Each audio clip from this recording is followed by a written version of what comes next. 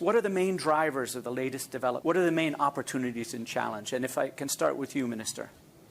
Thank you very much for having me here. The first point I would like to make is, unlike the past, where people were thinking of supply chains, people were thinking of, okay, I issue this RFQ and this is what I want, give me the lowest cost and I buy it. Things have changed. Today, people are looking for long-term partnerships where the suppliers and the buyers, both of them are looking at how do we create, how do we add more value, how do we add innovation, how do we make sure that the strengths of either of the two, whether it is supplier or the buyer, is fully utilized by both. So people are looking for win-win solutions, and that is where a totally new paradigm is emerging. I think the recent disruptions have kind of accelerated this change, but this change was something which was waiting to happen.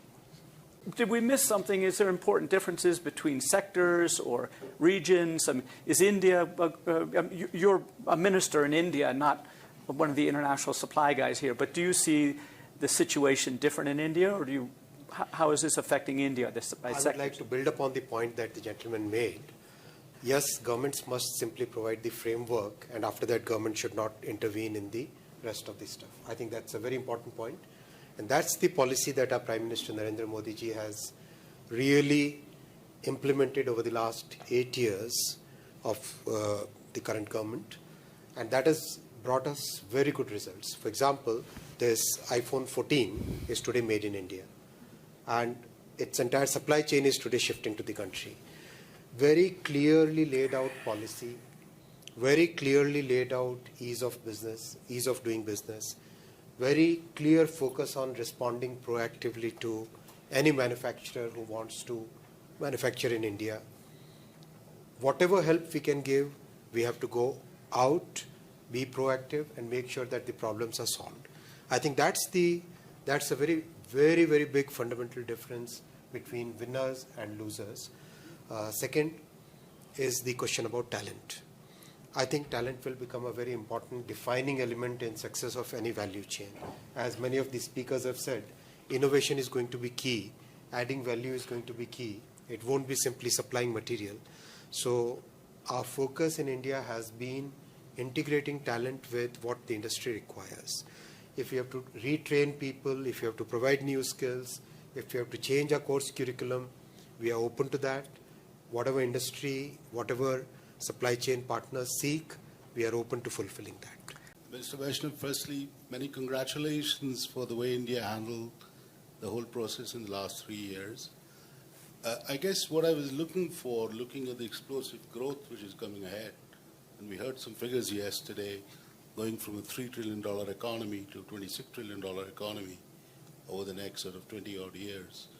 How do you deal with the issues of self-reliance, creating jobs for people, yet protecting the value chain in our democracy? And sort of a generic theme, and does the answer vary between developed markets, developing markets, and say frontier markets? Just relying on your own experience, because India in many ways is not just one society, but a multiple society. A very simple question, just how do we protect democracy? Take whatever part of that you like, and remember we're in the supply chain sessions. I think it would require one full hour of discussion. Very profound question. Thank you for this question. What's important is we as governments have to look at what our local needs are, what our society needs. We also cannot ignore what the global demands are. For example, today even scope 3 emissions are very important, right? It's very important. Climate change is such a big factor in everything that we do. In India, we have today 42% of our energy, of our power generation capacity coming from non-fossil fuels. If you look at the top 10 economies of the world, it will be very difficult to find out too many 3 or 4 countries which have 42% coming from non-fossil fuels. So to your question, I would like to say that we have to look at our local needs. We have to balance that with what the global needs are. and come with that right balance, which can be very different in different economies. It cannot be one size that fits all.